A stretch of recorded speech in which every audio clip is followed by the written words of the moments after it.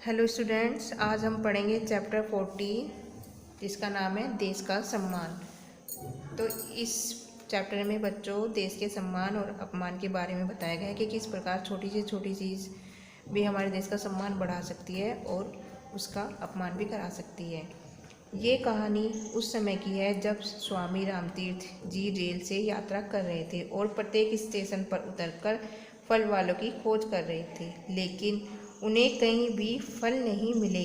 तब उन्होंने अपने साथी से कहा, शायद जापान में फलों की कमी है। उनकी ये बातें जापान का एक युवक सुन लेता है और वह दौड़कर स्वामी जी के लिए एक टोकरी ताज़े फल लाकर स्वामी जी को देता है। स्वामी जी उस युवक से फलों के दाम पूछते हैं तो वह युवक स्वामी जी से कहता है कि कृपा करके आप अपने देश में जाकर किसी से ये ना कहें कि जापान में फलों की कमी है। यह सुनकर स्वामी जी बहुत खुश हो जाते हैं क्योंकि उस युवक ने अपने इस कार्य से अपने देश का गौरव बढ़ा दिया था। देखा बच्चों आपने कि उस युवक ने स्वामी जी को बातें करते हुए सुन लिया था कि भाई शायद जापान में फलों की कमी है, इसलिए मूल्य है। तो वो भागकर जाता है और एक टोकरी फल लाता है। और जब स्वामी जी उससे कहते हैं कि मुझे इन फलों के दाम बताओ, तो दाम के बदले में वो युवक क्या कहता है कि आप कृपा करके अपने देश में जाकर किसी से ये ना कहें कि जापान में फलों की कमी है। तो अब मैं बच्चों आपको दूसरी घटना के बारे में बताती हूँ जो जापान की है। किसी देश का युवक जापान में पढ़ने के लिए गया। उसने जापान के पुस्तकालय में जाकर वहाँ से एक पुस्तक लाया और उसने उस पुस्तक में से दुर्लभ चित्र निकाल लिए।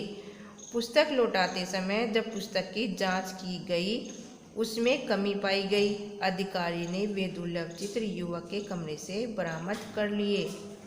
तो जब वो युवक पुस्तक लेकर आता है तो क्या करता है, वो अपने कमरे पर लेकर आता है और कमरे में लाकर वो अपने उसमें से कुछ दुर्लभ चित्र होते हैं जो उसमें से निकाल लेता है। और निकालने के बाद वो क्या करता है, उन चित्र को अपने पास रख लेता है और पुस्तक को पुस्तकालय में जमा कर देता है। लेकिन जब उसकी वहाँ चेकिंग होती है तो वो युवक देखता है, चेकिंग होती है तो पुस्तक में कमी पाई जाती है।